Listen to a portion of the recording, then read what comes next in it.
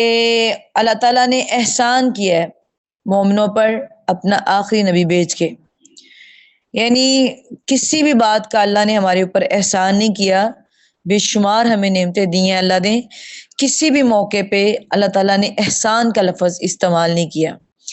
لیکن یہاں پہ اللہ تعالیٰ نے احسان کا لفظ استعمال کیا ہے، وہ اس وجہ سے کہ واقعتاً آخری نبی کا آنا مومنوں پہ احسان تھا. کیونکہ جس وقت اللہ نے اپنے نبی کو بھیجا تھا اس وقت مکے کے جو کافر تھے ان کی کیفیت ایسی تھی کہ زانی تھے، شرابی تھے، چور تھے، قاتل تھے. کوئی ایسی خامی نہیں تھی جو ان کے اندر نہیں پائی جاتی تھی. ٹھیک ہے، ساری خامیاں ان کے اندر پائی جاتی تھی. یوں تھے کہ اب جہنم میں گرے، اب جہنم میں گرے. جیسے ایک بندہ کنارے پہ کھڑا ہو نا، گرنے لگے اچانک تو کوئی پیچھے سے آ کے ان کو پکڑ لے، بالکل یہ کیفیت تھی ان کی. تو یہاں پہ اللہ نے جو احسان کا لفظ اس لیے استعمال کیا ہے کہ جو آخرت کی نعمت ہے نا وہ سب سے بڑی ہمارے لیے ہمارے نبی کریم صلی اللہ علیہ وسلم ہے. یعنی اللہ کے ہاں دنیا کی نعمتوں کی کوئی قدر نہیں ہے. اللہ تعالیٰ دنیا کی نعمتوں کو کچھ نہیں سمجھتے، ان کی کوئی اہمیت نہیں اللہ کے ہاں. اگر اہمیت ہے تو آخرت کی ہے.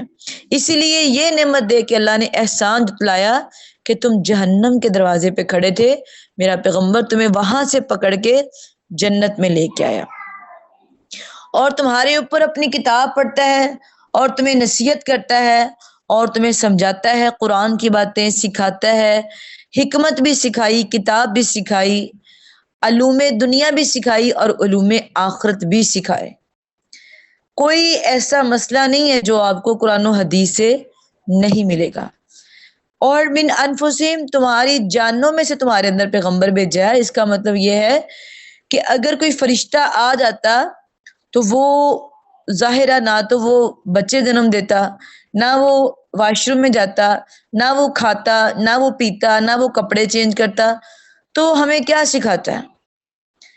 ہمارے اندر سے ہمارے جیسا پیغمبر اس لیے بھیجا کہ وہ ہمیں دنیا میں اللہ کے حکم کے مطابق جینا سکھائے. ہمارے نبی صلی اللہ علیہ وسلم بشر تھے، انہوں نے بارہا قرآن مجید میں کہا قل انما انا بشر مثلکم، میں تمہاری طرح بشر ہوں. اور بھی بہت سارے مقامات پہ یہ بات آئی ہے. یہاں بھی یہ بہت بڑی دلیل ہے کہ من انفسہم، تمہاری جانوں سے میں نے تمہارے اندر پیغمبر بھیجا جو تمہیں علوم دنیا بھی اور دینی بھی دونوں ہی سکھاتا تھا، جس نے تمہاری دنیا آخرت کو بہتر کر دیا، تمہیں سمجھا دیا. وَإِن كَانُوا، اس سے پہلے تم بہت بڑی گمراہی میں تھے. یعنی ہمارے نبی صلی اللہ علیہ وسلم نے آ کے ہمیں اس گمراہی سے نکالا اور جنت کا راستہ دکھایا. اور اس کے بعد جنگ احد میں جو مصیبت پہنچی تھی تو صحابہ